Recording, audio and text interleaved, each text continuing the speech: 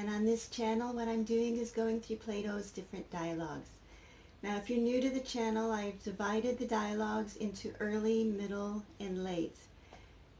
The reason for this organization is not that Plato wrote the dialogues in this order, but that this is an order we can read them in.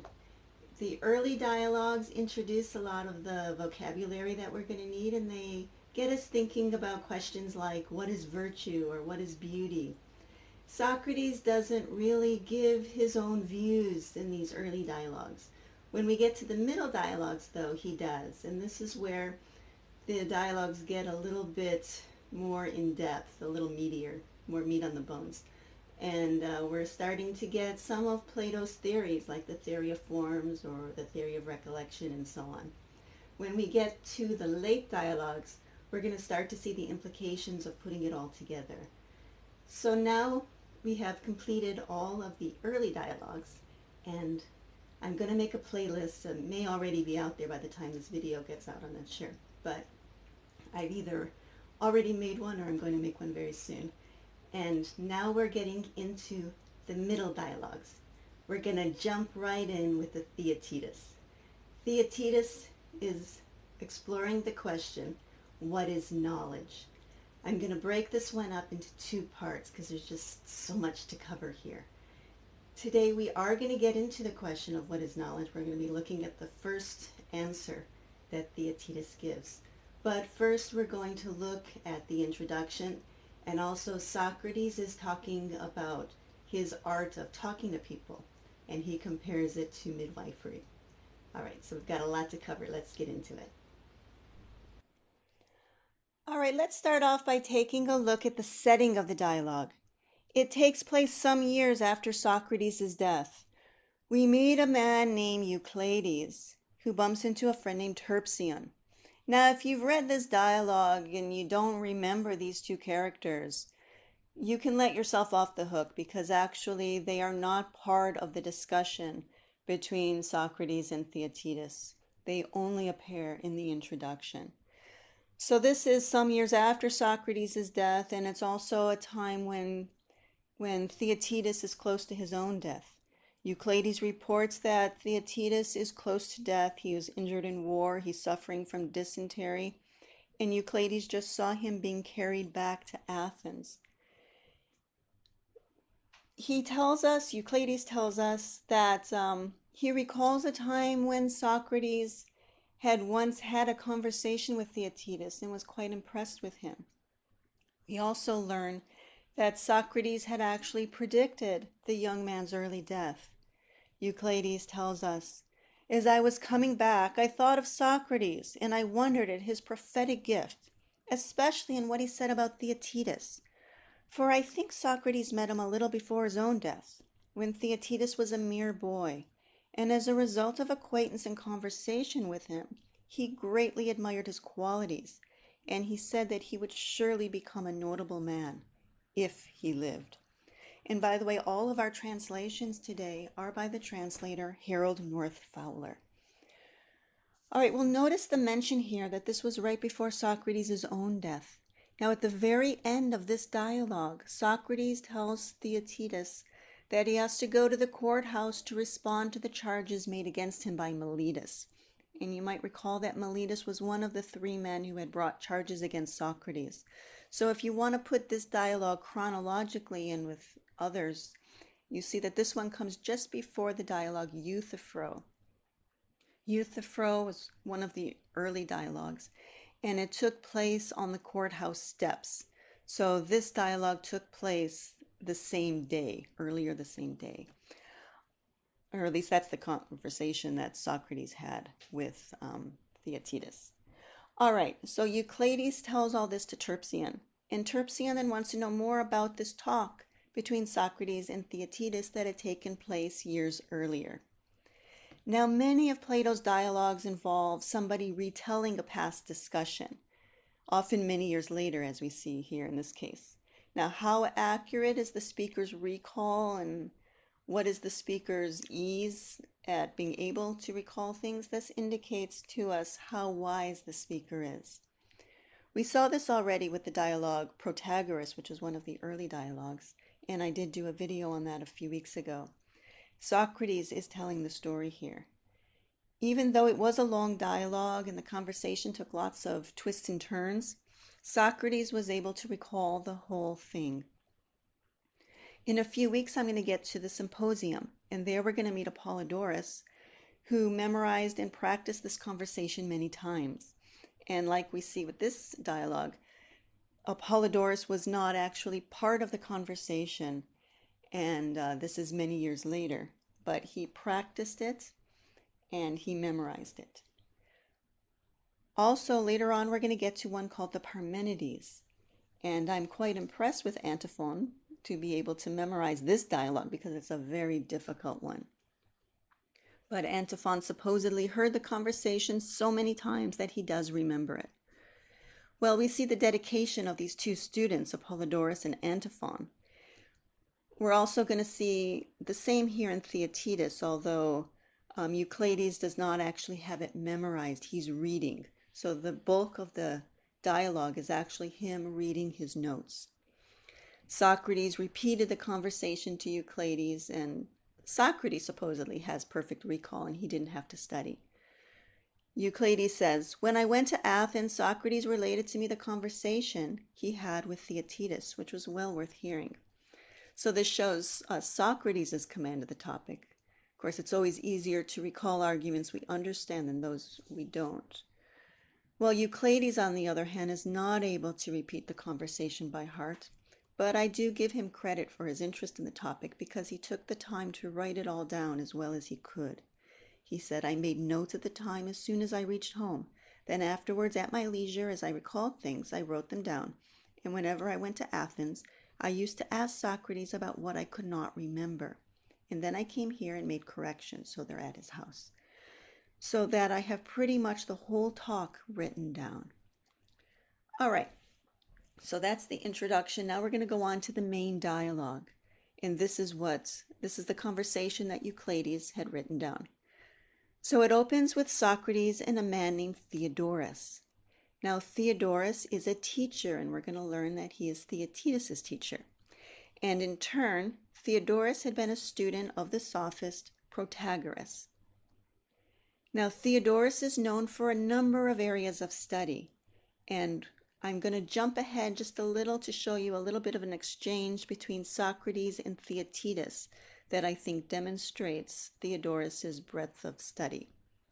Socrates asks, "Is Theodorus a painter?" "Not so far as I know, nor a geometrician either."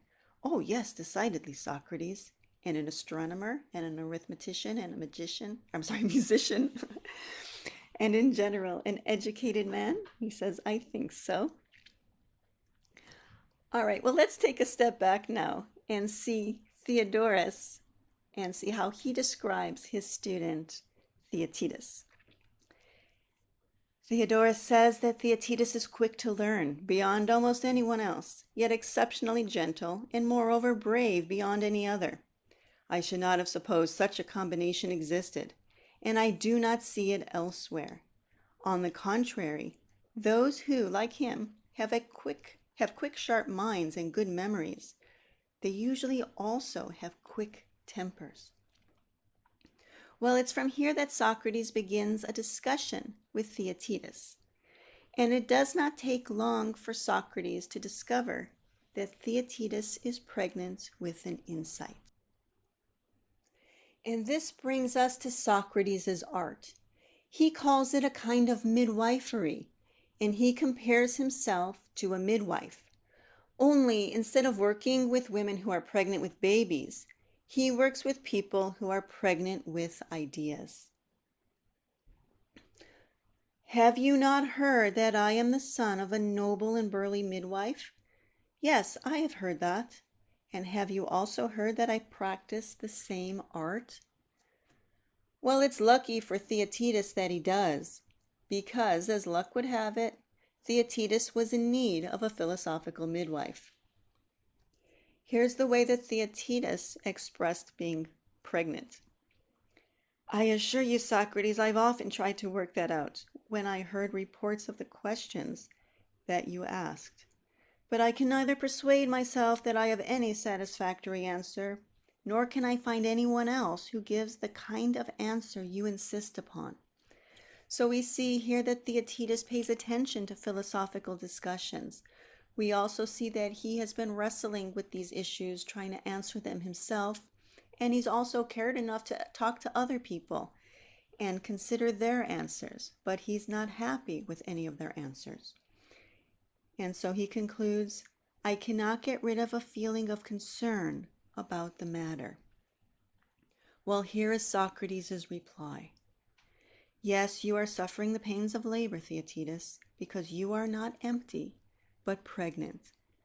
So very much like the Buddhist Roshi who yells at his student, empty the cup.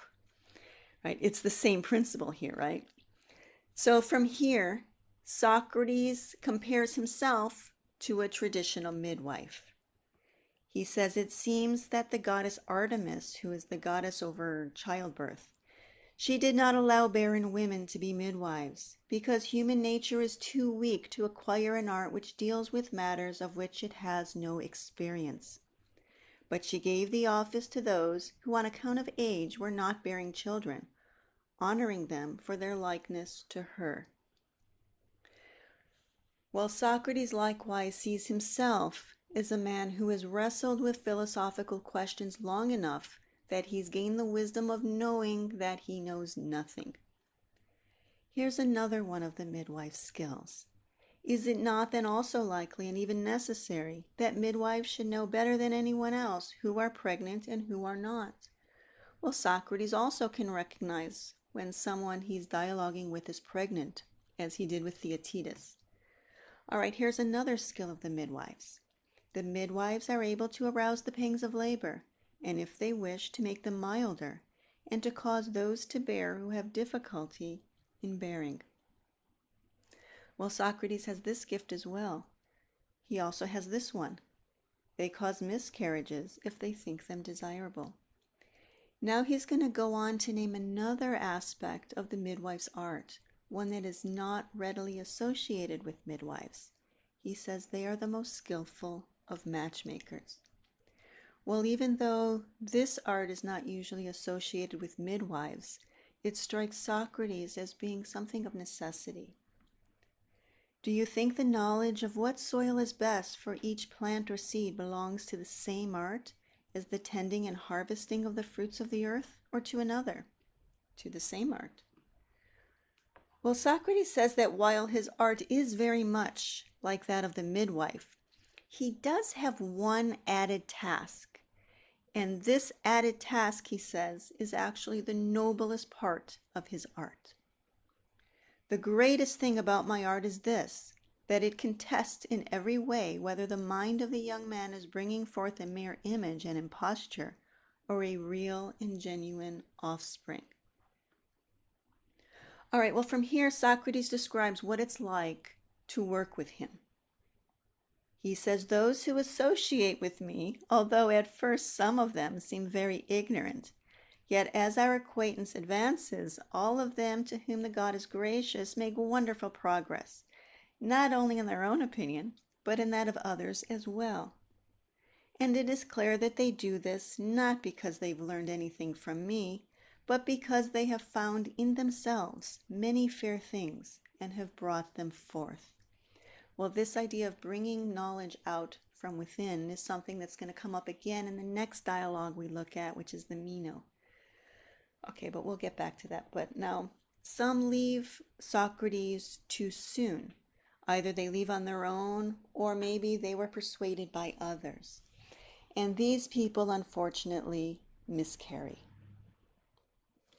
Then, after they've gone away, they've miscarried thenceforth on account of unhealthy companionship. And the offspring which they had brought forth through my assistance, they've reared so badly that they've lost it. They've considered impostures and images to be of more importance than the truth. And at last it was evident to themselves as well as to others that they were ignorant. Well, now in reference to his role as matchmaker, he says this. In some cases, Theaetetus, when they do not seem to me to be exactly pregnant, since I see they have no need of me, I act with perfect goodwill as matchmaker, and under God, I guess very successfully, with whom they can associate profitably. And I've handed over many of them to Protagoras and many other wise and inspired men. So what we're seeing here is that even though Socrates was critical of sophists, he did recognize that they do have something to offer, at least something they can offer to those who are not quite philosophically inclined, we might say, or those who don't have the courage to approach philosophy the way Socrates does. Still, there's some value in working with these sophists, if it's that or nothing. And so he sent some people in those directions. Well, Socrates ends his description of his art by imploring Theaetetus not to resent him if Socrates should find fault with one or more of Theaetetus's ideas. He says, "And if, when I've examined any of the things you say, it should prove that I think it is a mere image and not real, and therefore quietly take it from you and throw it away, do not be angry." Socrates goes on to say that for many before this, they got into such a state of mind towards me that they're actually ready to bite me if I take some foolish notion away from them, and they do not believe that I do this in kindness, since they are far from knowing that no God is unkind to mortals, and that I do nothing of this sort from unkindness either, and that it is quite out of the question for me to allow an imposture or to destroy the truth. So in addition to the main point here that he's making here, Socrates is also telling us that he follows the gods. Now what we saw with the virtues, and I did do a video on them very early on, I think that was the very first video I did, the pinnacle of developing the virtues is to become as godlike as is humanly possible. And this is something that Plato describes in various places throughout the dialogues. We're actually going to see it later in this dialogue. I think it'll come up in next week's video. But this is our human destiny, to develop the virtues and to become, in Plato's words, as godlike as is humanly possible. All right, well, I'm going to leave that for now. That topic will come up over and over, but I'm going to leave it for now, and we're going to go on to the main discussion, which is the question of what is knowledge. Well, Theaetetus gives us as his first answer the idea that knowledge is perception. This we're going to find is the relativist position, the idea that truth is whatever is true for me. And this relativist position was best captured in Socrates' day by the sophist Protagoras. And Protagoras, remember, was Theodorus' teacher, so it's quite significant, this connection, because Theaetetus obviously would have gotten this idea from Theodorus. All right, well, Socrates starts off by saying that it's not a bad description of knowledge you've given, but one which Protagoras also used to give. Well, because this idea was so pervasive in Plato's day, he spends the bulk of this dialogue parsing through its tenets, and so this is going to be the focus of the rest of today's video. Well, they start by looking at an example in which we can all agree that this is a case when perception is knowledge. Is it not true that sometimes when the same wind blows, one of us feels cold and the other does not, or one feels slightly and the other exceedingly cold? All right, so this is a case where we can agree that, like, if I'm cold and you're sweating, hey, I don't care that you're sweating, I'm still going to put a sweater on, right? So it's true for me. This case, it works. So they start with that, and then Socrates introduces to Theaetetus the theory that all is in flux. Nothing is one and invariable, and you cannot rightly ascribe any quality whatsoever to anything. But if you call it large, it will also appear to be small, and light if you call it heavy. He says that it is out of movement and motion and mixture with one another that all those things become, which we wrongly say are. Wrongly, because nothing ever is, but is always becoming. So this is the theory that everything is in motion, and there is no reality that is motionless. This is the relativist argument. It sees our physical world as being what is real. Now, in metaphysics, we talk of the physical world as the realm of becoming. And in Platonic metaphysics, we call the divine realm that is beyond it the realm of being. But relativists, they cannot envision this realm beyond the realm of motion. And since this physical realm is always in flux, they see nothing that always is. Because in this physical realm, a state of rest marks actually the end of existence. For the doctrine is amply proved by this, namely that motion is the cause of that which passes for existence, that is, of becoming, whereas rest is the cause of non-existence and destruction. For warmth of fire, which you know is the parent and preserver of all other things, is itself the offspring of movement and friction, and these two are forms of motion. All right, so that's the relativists' metaphysical argument. So now Socrates has shown Theaetetus that his first answer, knowledge is perception, implies that knowledge is relative. So now Socrates wants to examine the relativity of perceptions. He says black or white or any other color whatsoever is the result of the impact of the eye upon the appropriate motion, and therefore that which we call color will be in each instance neither that which impinges nor that which is impinged upon, but something between, which has occurred peculiar to each individual. Or would you maintain that each color appears to a dog or any other animal you please, just as it does to you? No, by Zeus, I wouldn't. Well, does anything whatsoever appear the same to any other man as to you? Are you sure of this? Are you not much more convinced that nothing appears the same even to you, because you yourself are never exactly the same? And Theaetetus says, yes, I am much more convinced of the last. All right, so putting it all together now, Socrates summarizes the relativist position. He says, for them the beginning upon which all the things we were just now speaking of depend is the assumption that everything is really motion, and that there is nothing besides this, but that there are two kinds of motion, each infinite in the number of its manifestations, and all of these kinds, one has an active, the other a passive voice.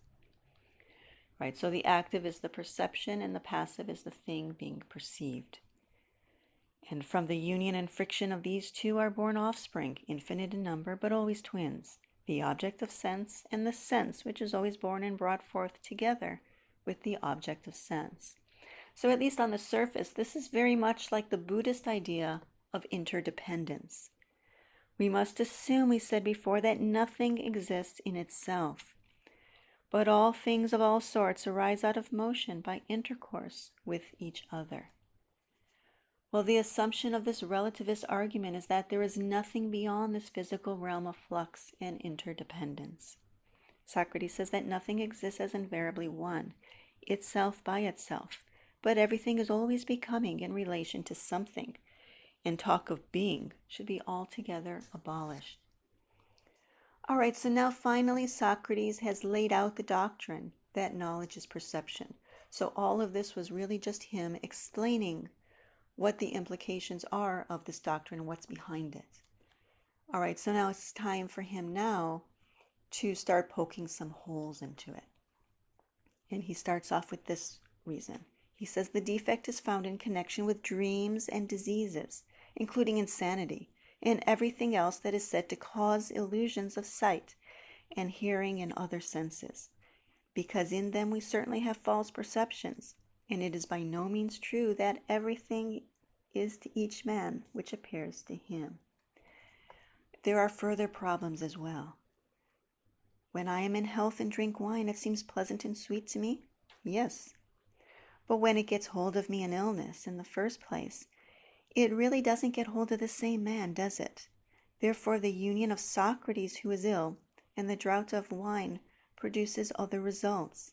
In the tongue, the sensation or perception of bitterness, and in the wine, a bitterness which is engendered there and passes over into the other. The wine is made, not bitterness, but bitter.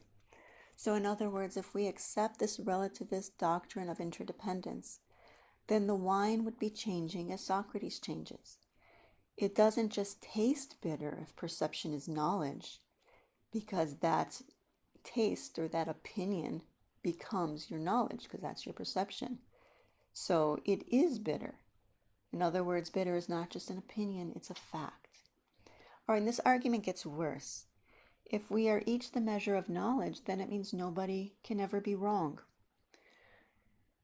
For if that opinion is true to each person which he acquires through sensation, and no one man can discern another's condition better than he himself, and one man has no better right to investigate whether another's opinion is true or false than he himself, but each man is to form his own opinions by himself, and these opinions are always right and true, then why in the world, my friend, was Protagoras wise, so that he could rightly be thought worthy to be the teacher of other men, and to be well paid?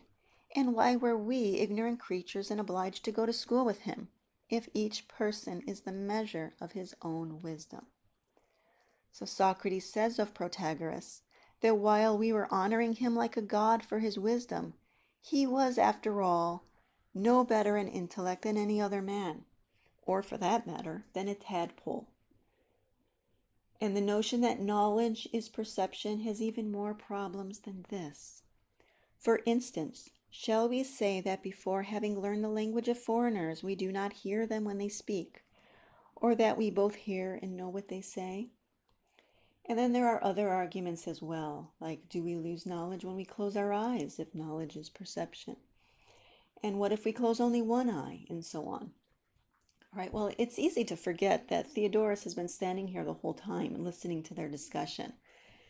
And remember, he was Theaetetus' teacher, and he had himself been a student of Protagoras's. But at this point in the discussion, he's briefly brought in. And then Socrates is going to continue pointing out the ridiculous results of accepting this theory. He says, when you've come to a decision in your own mind about something and declare your opinion of me, this opinion is, according to Protagoras' doctrine, true to you. All right, let us grant that. But may not the rest of us sit in judgment on your decision? Or do we always judge that your opinion is true? Do not myriads of men on each occasion oppose their opinions to yours, believing that your judgment and belief are false? And then Socrates is going to take this to its logical conclusion. He says, what of Protagoras himself? If neither he himself thought, nor people in general think, as indeed they do not, that man is the measure of all things, is it not inevitable that the truth which he wrote is true to no one? But if he himself thought it was true, and people in general do not agree with him, in the first place you know that it is just so much more false than true, as the number of those who do not believe it is greater than the number of those who do. So what Socrates is pointing out here is that relativism gives rise to the idea that the majority is always right. Now, maybe some of you listening to this, if you're interested in Plato, means you probably already dislike relativism. And I bet a lot of you have had these sorts of conversations when you were a university student. Maybe some of you are a university student now. I certainly had a lot of these arguments when I was a university student, and honestly, it's hard to believe that these arguments have been around for over 2,000 years and relativists still don't get it. It seems so obvious to me. But anyway, here's another one that gives me flashbacks to university. Socrates says, then would Protagoras not be conceding that his own opinion is false if he grants that the opinion of those who think he is in error is true? And Socrates further argues that the better opinion will not be, it's not that each of us has an opinion that is equal, but it's the person who has knowledge to predict the future. Here's his example. If some ordinary man thinks he's going to take a fever, and some other man who's a physician thinks the contrary, whose opinion shall we expect the future to prove right? Or perhaps the opinion of both, and the man will become not hot and feverish to the physician, but to himself both. Right? So it's illogical to think that whatever a person thinks is going to happen, because we're each a measure of our own wisdom. That just does not make sense. And so Socrates concludes that it will be a fair answer if we say to your master Protagoras that he's obliged to agree that one man is wiser than another, and that such a wise man is a measure, but that I, who am without knowledge, am not in the least obliged to become a measure, as the argument in his behalf just now tried to oblige me to be, whether I would or no. Now there is one more argument to look at, and this one is an important one. If everything is always in motion, that means that nothing remains the same long enough to become an object of knowledge. Everything being constantly in flux means that no color ever stays one color, shapes never stay one shape, and so on. Perceptions also, by this logic, are always in flux. So Socrates asks, but since not even this remains fixed, that the thing in flux flows white but changes, so that there is a flux of the very whiteness, and a change of color, that it may not in that way be convicted of remaining fixed, is it possible to give any name to a color, and yet to speak accurately? And Theaetetus replies, how can it be possible, Socrates, or to give a name to anything else of this sort, if while we are speaking, it always evades us, being as it is, in flux? Notice that this quote is at 182d. The idea that knowledge is perception is not ultimately rejected until we get all the way to 186d, where Socrates says that knowledge is not in the sensations, but in the process of reasoning about them. Now we're going to have to add quite a bit to see how he got to this conclusion. We're going to need to consider the proper education of the soul. And we're going to see that in Socrates' comparison of the philosopher to the worldly person. And that is a whole other long conversation. So I'm going to save that one for next week, along with 2 more possible answers to the question, what is knowledge? Well, if you have any questions or comments, please feel free to put them in the comment section below. Also, if you like what you saw, I would appreciate you giving it a thumbs up. And also, please think about subscribing if you haven't already, because I do put out a new video each week. So next week, we're going to get into the second half of the Theaetetus, and I do hope you'll join me. Thank you.